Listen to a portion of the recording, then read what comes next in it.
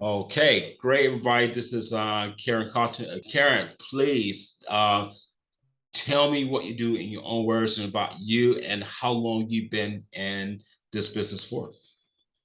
Well, I've been a copywriter for nearly 15 years, Okay. and I set up Casey Copywriting in 2018, in July, to try and offer value to clients and to set my. Oh, I'm sorry about this. No, I it's get okay. It's myself all okay. nervous. No, it's okay. Sorry. Would I think it kind of threw me off. Would you said the wrong name for the company when you asked Okay. the question? Sorry, it should be Casey Copywriting. Apologies. Okay, that's okay. Sorry. I have to, yeah, It's okay. sorry. Should I start again? Yeah, go for it. There's no worries whatsoever. Okay. I am a business-to-business copywriter, and Mhm. I've been working with businesses around the world for the last 15 years, probably more internationally than ever before in the last 3 years since I set up on my own. I set up Casey Copywriting as a way to help businesses communicate more effectively with their customers, as well as internal teams, dealer networks, just more efficiently than ever before. Okay. Uh, and we can see when we look at social media, the power of the word and how easily it can be misunderstood. Mm, And that's especially true when you're dealing with different cultures, different groups of people, because you can't make assumptions about it. sure. Make assumptions, then yeah, we all know what. Yes. I do know what I'm saying. um, uh, so over the years, I've worked mainly. I started out working in materials handling in the Oh, forklift industry, oh which is wow. very, very niche. And when the pandemic came along, I decided to take a pivot and see what I could find in terms of the technology sector, because that's kind of where my heart is. Mm. My favorite toy when I was growing up was the Radio Shack computers. Oh yes, I know that. I absolutely love them. And so being married to a programmer over the years, and I've got a son who's autistic, I'm very, very in tune with that sort of technical language, technical Okay. speak. And one of the problems you have is you might have a great solution, but you haven't necessarily got the ability to put it into words that a user can understand or appreciate. So I try to help businesses sell to other businesses by making it easy, because we're not all tech experts. I mean, ultimately, I only know as much as my clients tell me I know. Okay. Okay. They're the experts, really, and my job's more like an interpreter. Okay. Okay. That's great. That's great. And with that being said, what would you say? I mean, as a business leader, what has been I say, your biggest issue that you had to overcome? My biggest issue I had to overcome was at the pandemic. As a business leader, I was very reliant on two clients in particular. Okay. And I'll be honest, we don't necessarily like our clients. They're not necessarily the right clients for us, but we stick with them because they're a good deal. And I didn't want to work like that anymore. I wanted to work with companies that I felt more passionate about. I was more aligned with their goals, more aligned with the way that they wanted to work. Mm, I can give you an example of it, which was quite frightening. go for it. But I remember going to a meeting with a fellow agency. We were going to quote for a job, Mm, and the agency I was communicating with, they seemed very reasonable. We seemed quite aligned. And when we sat down, we started talking about pricing, and they made assumptions about the client. So they sort of said, well, we'll just add a zero onto the number. That will make it look a bit more real. There was no actual thinking about the value being delivered or thinking about the costing itself, how affordable it was, whether it would fit in with a client's budget. So I do try and think about those things. I try to be quite empathetic to a client's needs, because I think it's not just about, in my role, it's not just about me understanding their message, it's me understanding their challenges, their difficulties, the goals that they have. So I Okay. try to look at things quite holistically to deliver the best value to them. Wow. Wow. That's really, really good. And what would you say, being in business for so long, what would you say is your biggest learnings in your business so far? Wow. Well, I like to say every day is a school day. Yeah. And I never get, it sounds terrible, but my biggest learning is probably what I learn about clients and what I learn about their businesses. Okay.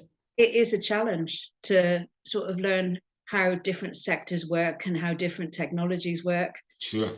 but I absolutely love it. I mean, I just turned 50 last week and my brain is like a sponge, and it still wants to cram in as much information as possible, because I know that ultimately I'll be able to link it up with something else and then to deliver something that's more powerful to my clients. Yes. If Yeah. that makes sense. That makes sense. That makes sense. You know, one thing you did mention in regards to about the pandemic, and obviously COVID-19 has had a big impact on so many businesses. So for you, what are one or two actions you have taken from the pandemic, and how are they working? Probably the biggest action I took Mm, was to change my approach. okay.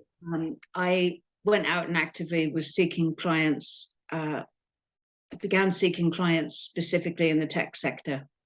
I was playing to my own strengths that I'd actually overlooked. I grew up around computers. My mum was a data entry operator, so I grew up in those rooms that were full of all the spinning reels of tapes and things. Mm, And so I grew up around computers. We always had computers in the house growing up, because my parents knew that that was going to be the future. But when I went out and to be a copywriter, especially in Cornwall, mm, I went for the agency that was most available to me. And okay. at the time, that meant learning a lot about forklift trucks and materials handling and warehouses and safety and things like that, which are all very important. Sure. It neglected my understanding of how technology works. Okay. And one of the things I found was, um, when I look at it now, when I look at back then, it looked like a big decision. But when I look at it now, I just think I'm applying the rules of B2B marketing and B2B copywriting to just a different sector. Yes. It's all about the relationship between the customer and the business. Ultimately, it's about building that trust between the two, making sure that they can communicate clearly and honestly and openly. Wow. Um, so that's probably the biggest lesson I learned, was that pivoting felt like it was going to be so painful, Yeah. but it wasn't actually in the end, because as long as your foundations are right, you can tap into different markets.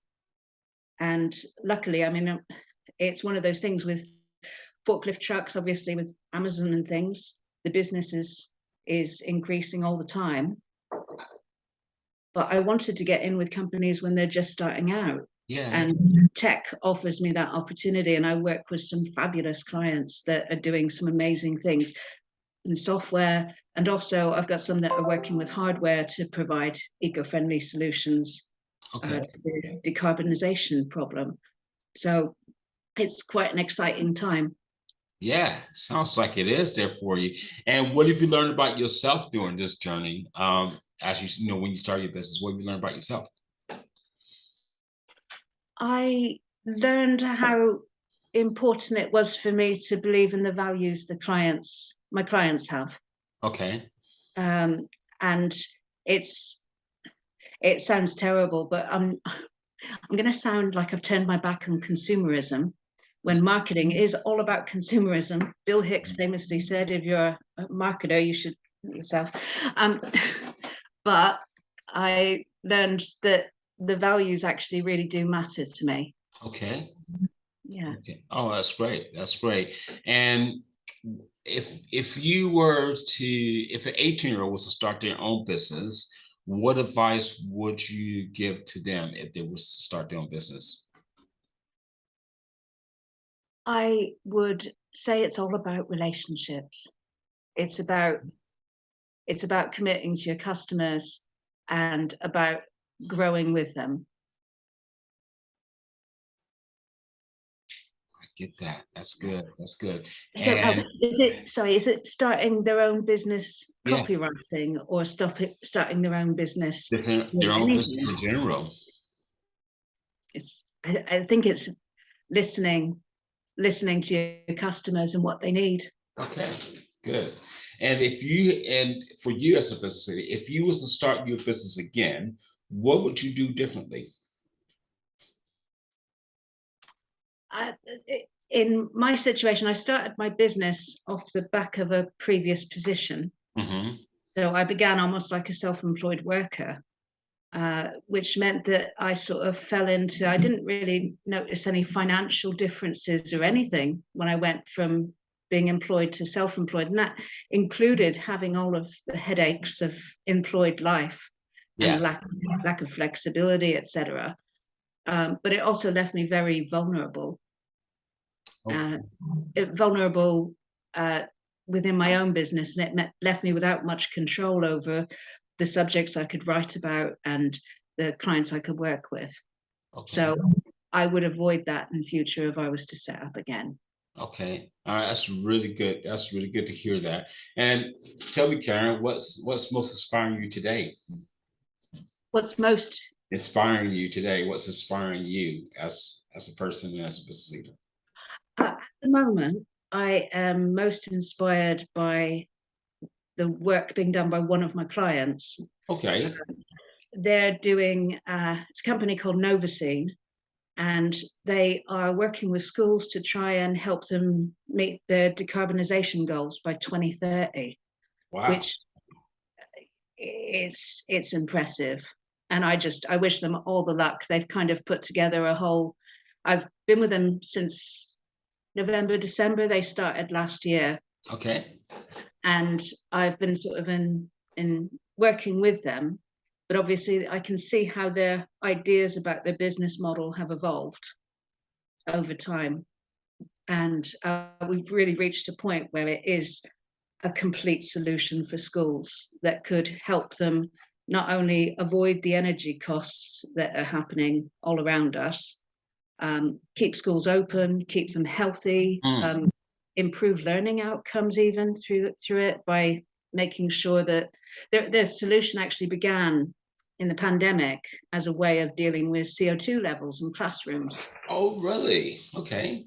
So they've set up a platform, and they have sensors in the classrooms that tell them what the humidity is, the temperature, CO2 levels, and eventually they have a roadmap that they've created just from starting with this CO2 platform.